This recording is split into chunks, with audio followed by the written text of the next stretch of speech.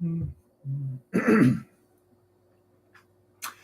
morning, good people. Today is the 4th of July, 2024. It is about 6 o'clock, just after 6 o'clock in the morning on what looks like it's going to be a beautiful day up here. My name is Edward Bevilacqua. This is the Department of Career Services, where our goal is simple: to help you on your journey through life by helping you know the tools to make the journey better, easier, to show you how to use the tools, when to use the tools, etc. And do that. How do we do that, Johnny? Well, we do it through two things. Number one is the worksheet, which is, there's a link down below. It's also on our website, lovethyneighbor-nv.com, LinkedIn, Facebook, etc. There's many ways to find the worksheet. That's where the important stuff is. That's where our daily curriculum is. We'll take to do it well, about 4 hours a day to go through the worksheet fully. It's updated every day. That's the first most important way on your journey through life. And it's broken down into 4 sections: physical, mental, emotional, and spiritual. The 4 pillars of life, the 4 legs to the table, the 4 essential parts of a boat: sailboat, the mast, the rudder system, the below deck, and the hull. So that's the most important thing, tool or set of tools that we provide. The second thing is this live podcast, or it doesn't even have to be live, it's the podcast. It is adding it to your daily routine. It is making it a part of your daily life. Repetition,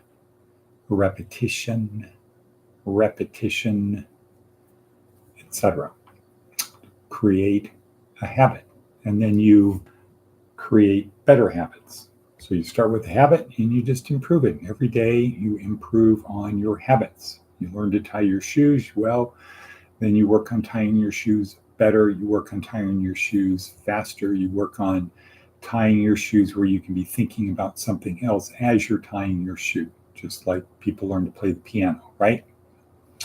So they're reading little squiggles on a piece of paper, and their fingers are doing certain things automatically. They're not saying, okay, this finger, that finger, next finger. It's just all habit, routine, automatic, etc. So that's how we do it. That's how we do it, Johnny. Let's see if anybody is watching this and you want to be included on live commentary. We've kind of advised to switch over to a thing where people are invited to be live commentators. Say that several times really fast. People are invited to be live commentators. If you want to be a live commentator, send me your email and I will add you. I will gladly add you if you are worthy. Okay. Today's theme today: why is there suffering? It's a particularly good question on the 4th of July when we are re-examining, re-evaluating what the meaning of the 4th of July is today, because it is going through a bending, a shifting of what it means. Certainly in the early 50s, it had way different meaning than it does 70 years later. And it's not clear what it means today. So we're going to talk about what is suffering. What is suffering? And let's see, what else we have on our hit parade. What is the advice from an 80-year-old? Own a great stereo system. Right. Why? Why would it be good to own a great stereo system?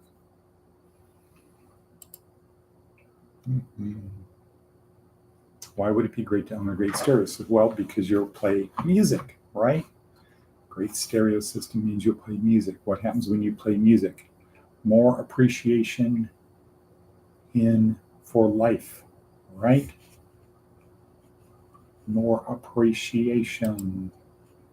Seth Godin, what does he have to say to us today?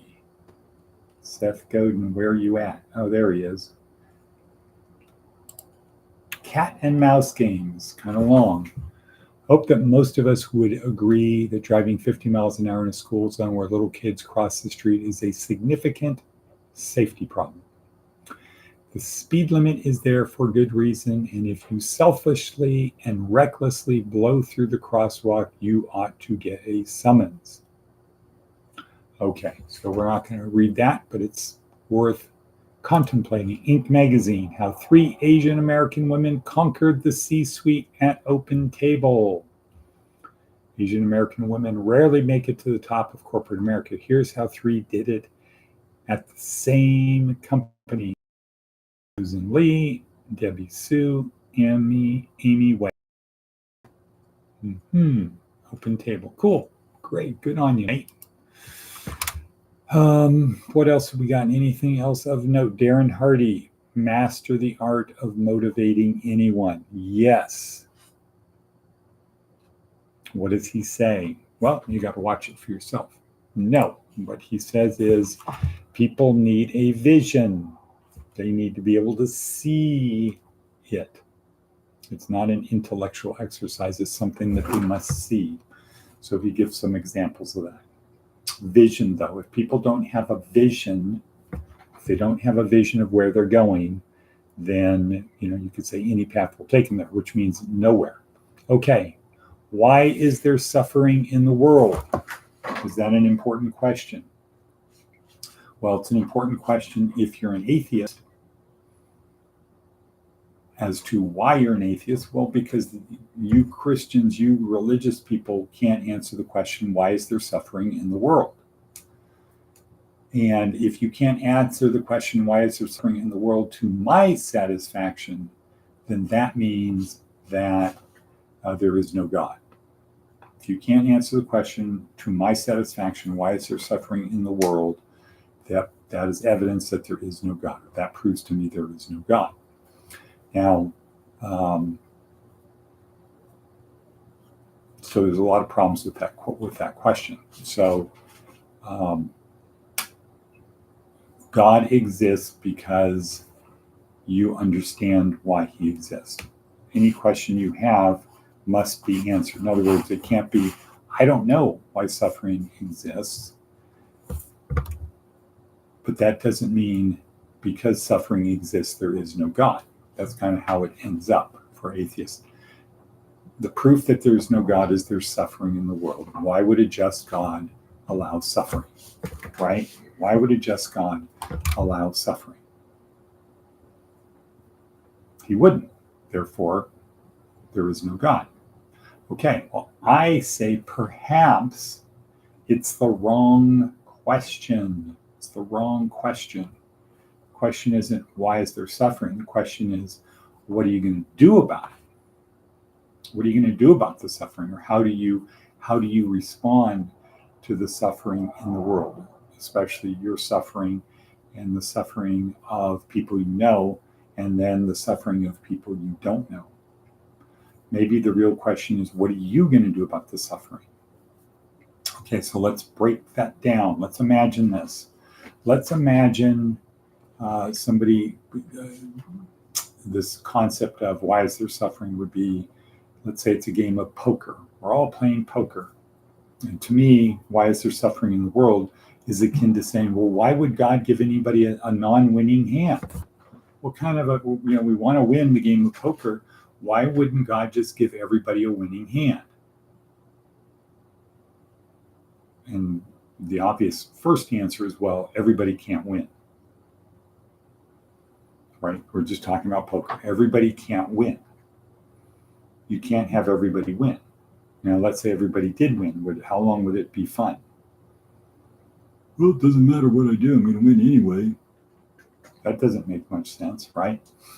But now let's apply the statement I made of it's what do you do about the suffering? Let's say you're dealt a bad hand. You're dealt a bad hand. What are you going to do about it? You're going to quit playing? You're going to quit playing because you got dealt a bad hand. What are you going to do tomorrow? You're not going to play again tomorrow because you got a bad hand yesterday. You're just going to give up on the whole thing. It's not worth it. I don't want to play this game. Versus accepting, not always going to get a good hand. I'm not always going to win. But tomorrow is a new day. It's unknown what cards I'll be dealt tomorrow. And when I say tomorrow, now in this sense, I mean this in a transcendent sense, that after this life. Okay, this life sucked. I had nothing but suffering. I suffered my whole life. I had a kid. The kid had suffered and died at a young age, and that kid did nothing wrong. So in the current model, the standard Christian model, from an atheist point of view, would be, well, that's proof that there's no just God, because why would a just God give this person full of suffering and have their kids die at a young age suffering? Say that from cancer. Why would God allow this kid to have cancer? Why would a just God allow this innocent kid to be blown up in a subway thing? Well, if we apply it's not that, it's what you do about it that matters. Okay, great. In this life, you got dealt a bad hand. This time through, you got dealt a bad hand, and you kept playing the game to the best of your ability. You kept doing the best you could. Who would get a better reward? Somebody that was born, they never had any struggles in their life. They started life on the easy path, the right path, the good path. They started, and then they continued on the path. They didn't fall off the path. They followed the yellow brick road the whole way. They went to church. They donated. They were pious. They helped the poor. How would that person be judged versus the person who had the opposite? They came from a broken home. They were raised in an inner city, crime-ridden place where the message from everybody was negative. Dark spirits all around. For those spiritual warriors, you were in hell on earth. Dark, demonic spirits. And you never really accomplished much in your life, but you were a good person. You were religious, you loved God, and you tried to you helped other people to the best of your ability the whole way through. At the end, who's going to be judged better? The person who started with more and did more, or the person who started with nothing and continued to fight the good fight, run the good race? What about the story about the little old lady, the parable of Jesus' parable, the old woman who only had two coins, whatever, and she gave everything, versus the wealthy person who gave much, much, much more, but it wasn't everything. It was just a small fraction. Who did Jesus say was the better? Right. So maybe it's not, the question isn't why is there suffering? The question is, what are you going to do about it? And to the extent that, sometimes you're dealt bad cards, it's not about the cards you're dealt, it's about what you do about the cards you're dealt. What are you going to do about it? What are you going to do about it? You're going to quit? You're going to complain? You're going to say, this game sucks? Tell everybody, this game sucks. Don't play this game. It's rigged. It's this, it's that. Is that what you're going to do? Refuse to play? Or you're going to play but not care? Well, I'm forced to play, but it doesn't mean I need to enjoy myself. It doesn't mean I need to learn to play the best game possible. It doesn't mean I don't need to invest my time so that I have a better chance of winning the game. Right? So why is there suffering in the world? I think the answer is we don't know. But could be a test, could be just, it has to be that way because everybody's got free will, or some version they think they have free will. Everybody's making their own decisions, and there's this butterfly effect that a decision made by somebody over here could impact me several years later over here. We're still impacted by Adolf Hitler, and I had nothing to do with it. But there's still prejudices in the world, et cetera, et cetera, et cetera. So why is there suffering in the world? Well, maybe that's just, it's unavoidable. There's adaptations. There's, genetic things happen where bad things happen. Cancer just happens. So it's not, why is there suffering? The question is, what are you going to do about it? In a transcendent world where we have the opportunity, if we believe what Jesus said, you can be one with the Father and I, everlasting life, et cetera, it doesn't really matter if you have 100 years of suffering on earth. That's nothing. Or as we said, the 100-year life compared to a 13.8 billion year universe is the width of a hair compared to a 7.84 mile walk. It's nothing. It's not perceptible. If you can get from the perspective where you can see the whole 7.484 miles, you can see that, you won't be able to see the human hair. Okay, why is there suffering? We don't know, but that's not the right question. The question is, what are you going to do about the suffering? It's now 16 minutes in, and I've been seeing people popping in a lot. Great. Thank you for being there. If you want to be added to the commentary, live commentary, that's great. Cool. I just need to know. Send me an email at info@lovethyneighbor-nv.com or edward@novum-u.com. All right. We're going to sign out today. Happy 4th of July, everyone. Go out there, make something happen. Remember, it's not about the cards you're dealt. It's about how you play the cards you're dealt.